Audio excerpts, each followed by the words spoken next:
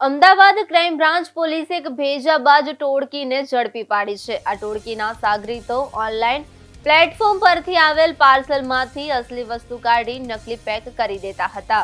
આ સમગ્ર પ્રક્રિયા એટલી ચોકસાઈથી કરતા કે પાર્સલ હાથમાં લેનારને જરા પણ શંકા ન જાય કે કોઈ ગોલમાલ થઈ છે। આ બનાવ અંગે મળતી માહિતી અનુસાર નવા નરોડામાં આવેલી કુરિયર પાર્સલની કંપની ઓનલાઈન શોપિંગ પ્લેટફોર્મના પાર્સલની ડિલિવરી કરવાનું કામ કરે છે।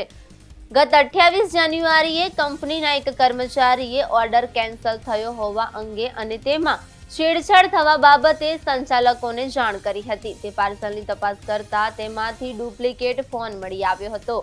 કંપનીના કર્મચારીએ ઓનલાઈન સોફ્ટવેરમાં તપાસ કરતા 1.34 લાખનો આઈફોન 17 પ્રો અને અન્ય 1.22 લાખનો ફોન સરદારનગરના સરનામા પર ડિલિવરી કરવાની વિગતો પ્રાપ્ત થઈ હતી।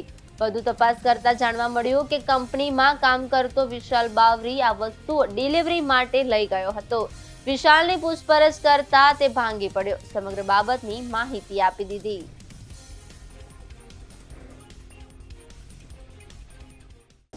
ફ્લિપકાર્ટ અને એમેઝોન કંપનીઓ કે જે ઓનલાઈન ટ્રેડિંગ માટેનું પ્લેટફોર્મ પ્રોવાઈડ કરે છે, એ કંપનીમાં ગ્રાહકો દ્વારા યુઝર આઈડી અને પાસવર્ડથી એક પ્રોડક્ટ બુક કરવામાં આવતી હોય છે।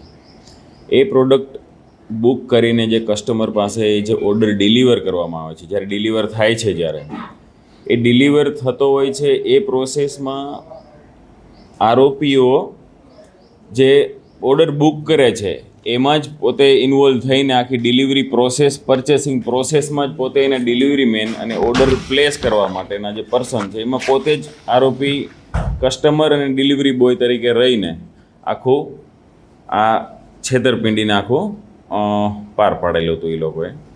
જેમાં કુલ ક્રાઇમ બ્રાન્ચને એવી જે ટીપ મળી હતી કે આવી રીતના જે ફ્લિપકાર્ટની એક જે પ્રોડક્ટ છે એ જે ગ્રાહકો પાસે સપ્લાય કરતી એક લોજિસ્ટિક કંપની છે કે જે નરોડા ખાતે એની ઓફિસ છે, નરોડા અમદાવાદ ખાતે, એના એક કર્મચારીએ ડુપ્લિકેટ પ્રોડક્ટ એટલે કે સેમ જે ઓરિજિનલ પ્રોડક્ટ હોય છે એના જેવી જ દેખાતી ડમી પ્રોડક્ટને ઓરિજિનલ પ્રોડક્ટ સાથે રિપ્લેસ કરીને ઓરિજિનલ પ્રોડક્ટ મેળવીને એને વેચાણ કરીને પૈસા મેળવેલા છે, એવી ટીપના આધારે અમે આગળની પ્રોસેસ તપાસ ચાલુ કરતાં અમને 5 આરોપી મળી આવેલા।